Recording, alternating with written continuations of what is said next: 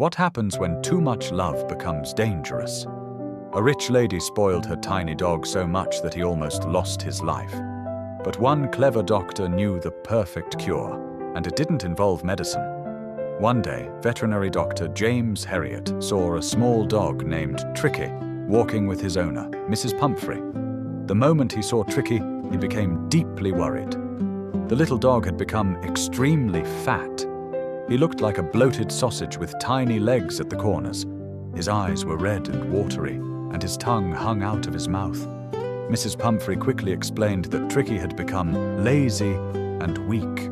Thinking he was suffering from malnutrition, she had been feeding him extra food between meals: malt, cod liver oil, Horlicks, cream cakes, chocolates, and many other treats. Mr. Herriot asked if she had reduced the sweets as he had advised earlier. Mrs. Pumphrey admitted that she tried for some time, but she could not resist Tricki's sad face. She loved him too much to deny him anything. Mr. Herriot understood the real problem immediately. Tricki was not sick because of weakness. He was sick because of overeating and lack of exercise.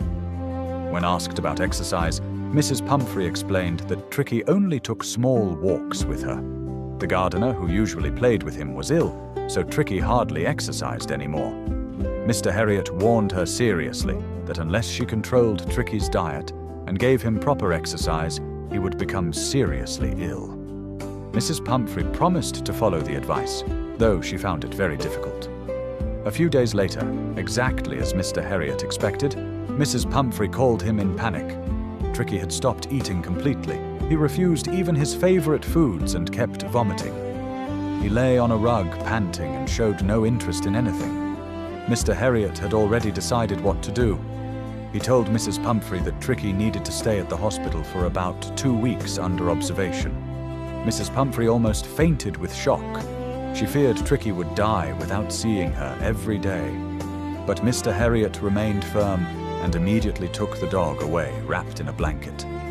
The servants rushed around bringing all of Tricki's belongings: his beds, cushions, toys, bowls, rubber rings, and even many little coats for different weather conditions.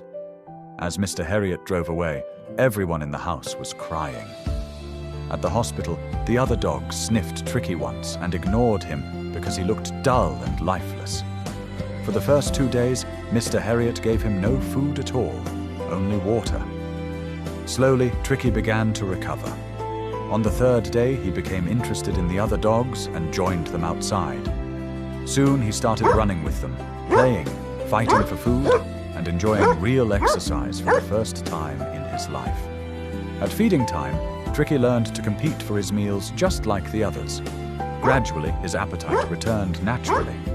Day by day, he became healthier and more active. There was no medicine, no surgery, and no special treatment.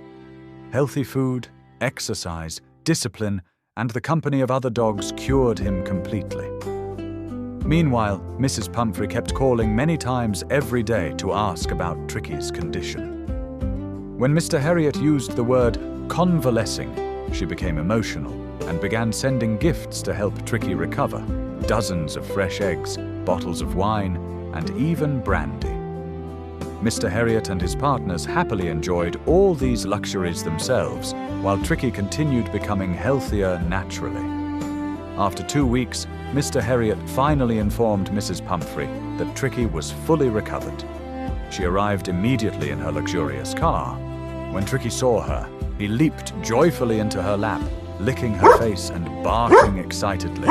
She was now slim, energetic, muscular, and completely transformed. As she prepared to leave, tears filled Mrs. Pumphrey's eyes. She gratefully cried, "Oh, Mr. Herriot, how can I ever thank you? This is a triumph of surgery." But the truth was simple.